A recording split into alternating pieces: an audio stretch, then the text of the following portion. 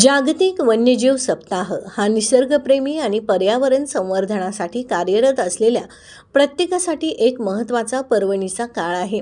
वन्यजीव आणि पर्यावरणाच्या संरक्षणाबाबत जनजागृती करणे, त्यांच्या संवर्धनासाठी आवश्यक उपाययोजनांवर चर्चा घडवून आणणे हे या सप्ताहाचं मुख्य उद्दिष्ट आहे.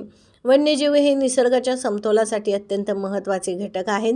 त्यामुळं त्यांच्या अस्तित्वाचं रक्षण करणं हे आपले नैतिक कर्तव्य आहे. गगनबावडा परिसर हा जैवविविधतेनं आणि समृद्ध आणि संवेदनशील मानला जातो. इथं अनेक दुर्मिळ आणि लोप पावत चाललेले प्राणी पक्षी आढळतात.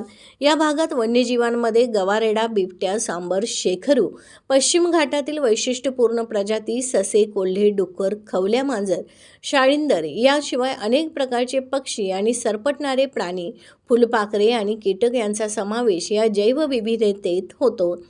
गगनबावड्याच्या जंगलामध्ये वाढता मानवी हस्तक्षेप, जंगलतोड आणि प्रदूषण यामुळे या जैवविविधतेला धोका निर्माण झाला आहे.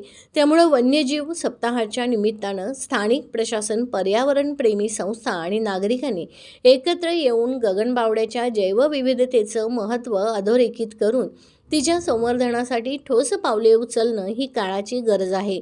त्याचं संरक्षण करणं हेच खरं मानवतेचं लक्षण आहे. TV नेक्स्ट मराठीसाठी गगनबावडाहून महादेव कांबळे.